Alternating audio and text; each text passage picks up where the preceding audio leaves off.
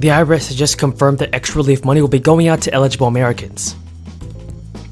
There are now official plans to send out checks worth up to $1,300. Lawmakers in Alaska House are proposing a plan to pay Alaskans an additional $1,300 on top of their annual permanent fund dividend. According to lawmakers, the amount of this year's regular dividend has not been set.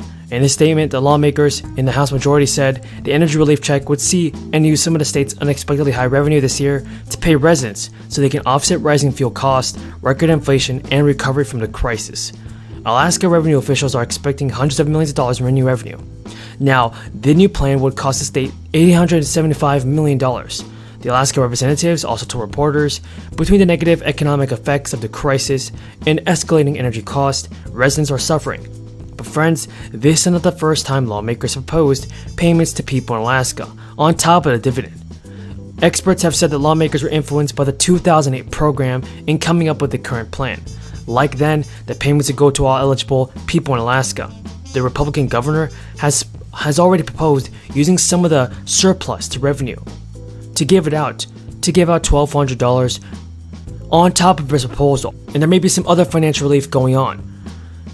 This relief may slightly alleviate the pain for millions of tax filers who have faced months of delays in getting the federal tax refund. By law, the IRS is required to accrue and make refund interest payments 45 days after receipt of an accepted tax return. Now, the calculation for this interest payment is based on adjustable rates.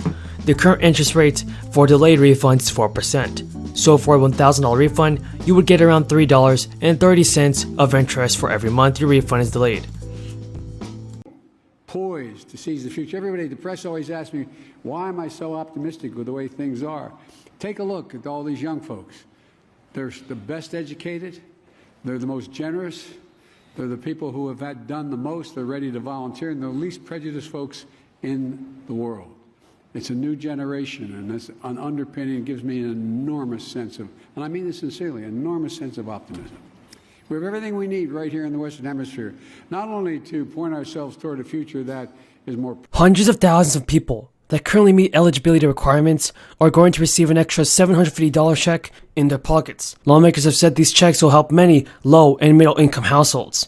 And top Democrats are worried about how they will address the rising gas prices. Be sure to watch to the end of the video to find out if you're eligible for the 4th stimulus check, everybody. You definitely don't want to miss out on this video. Now, Minnesota's frontline workers will get a bonus check under a $500 million deal that Minnesota Governor Tim Walz signed into new law. The legislators hammered out the measure after initially disagreeing on how much to spend and who should get the money. The deal, which also includes about $3 billion to refill the state's unemployment insurance trust fund and around $200 million for managing the crisis, can end up being one of the most substantial compromises in the divided legislature reaches this year. The governor told reporters, at this point in time, whether you be a frontline worker or whether you're a small business, we want things to be prioritized and we want things to be taken care of, agreed upon, and signed into law.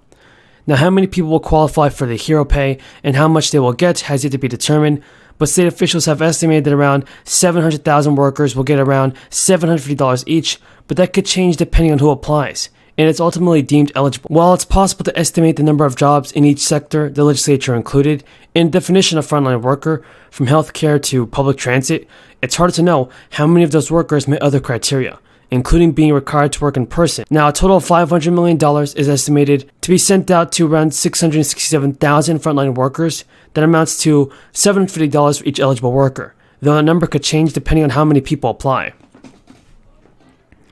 Over the last few months, folks planning out their vacations have been in for a rude awakening over the price of gas. The national average for a gallon of regular gas topped $4.70 for the first time ever this week. On top of historic inflation, this is the environment the Democrats face 5 months from Election Day. The problem for Democrats is that at this point of year, or last year, the average price of regular gas was a little over $3 a gallon. That means gas prices are up more than 55% from 12 months ago.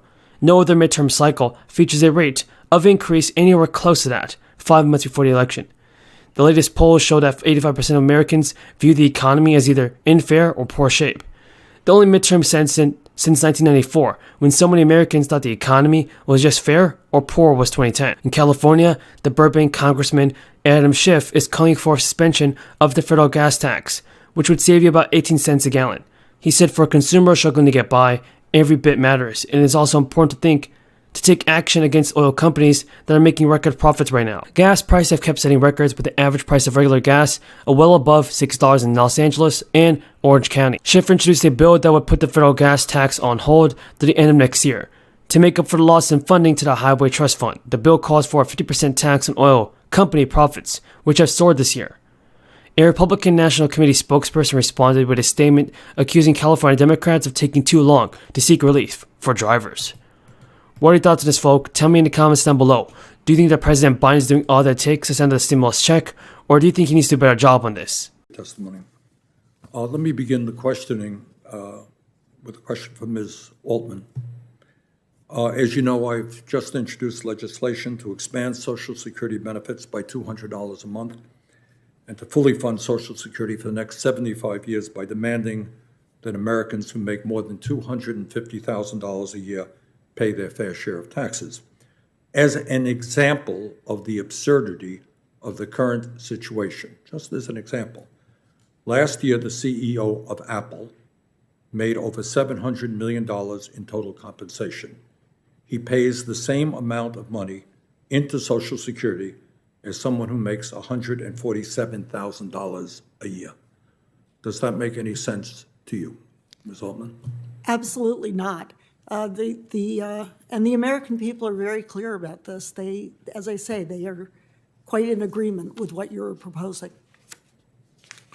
Mr. Roach, an important point that you made in your testimony is that Social Security benefits are not adequate today to ensure retirement with dignity for every American.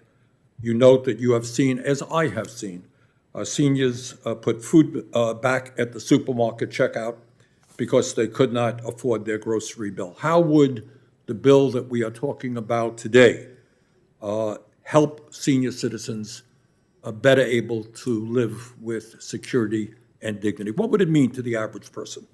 It would mean a great deal, Chairman Sanders. The $2,400 a year would be a great benefit, especially to those who only have, the only other income they have is maybe $300 or $400, $500 a month. Be able to afford food, properly obtain some of their prescription drugs that they're deferring at this particular point, and changing the COLA to keep price with inflation would be extremely, extremely important, especially in today where the inflation is surging. And I personally, I guess everybody sees the food at the supermarket just surging. I mean, every day the prices are going up. So I think in two areas, your legislation would be very helpful.